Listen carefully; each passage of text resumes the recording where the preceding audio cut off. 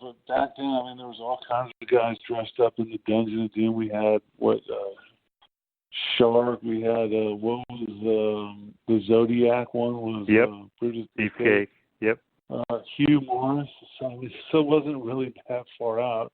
And then the one thing that everyone forgets is, I mean, they had a monster truck pull halfway through the wrestling show, and then the giant supposedly fell off the building into the river and then came back. So I don't know how much was too far fetched.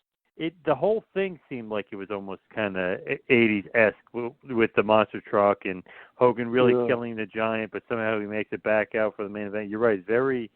You got to suspend disbelief. Sullivan and Sullivan, my son, King Curtis in the background. It's like, wow, really? It's hard to take that serious, Oh yeah, absolutely. And the Yeti, like you said, did fit right in. You didn't think you didn't think anything or were you just thinking okay, this could be a break for me. I'm going to get on TV. This is a big pay-per-view, huge main event. You think that this was a break, or you think I don't know about this gimmick? I was definitely very excited. I thought it was a great break, and just how many guys can say they've been in the main event on pay-per-view? Very true. And maybe I didn't have the greatest results in the main event and the pay-per-view, but not many guys can say they've been in the main event and pay-per-view. When you go out there, what's the instruction? They just said literally just bear hug Hogan, but also bear hug with the giant. Big. I mean, there was not a lot of. It's funny because I listened to some of the podcasts from WWE where they talk about everything being so dictated, and they're told what to do and what to say and how to do everything. Back in WCW, there was nothing. So you're kind of not doing whatever you want, but you just give a little bit of an instruction and you kind of just roll with it, and it's not. Was the instruction. There was not much else. Hey, you just go out there and be big. It's like, well, I mean, if Hogan's a good guy, we're the bad guys. Go out there, and I believe that's the night Luger turned. Yes.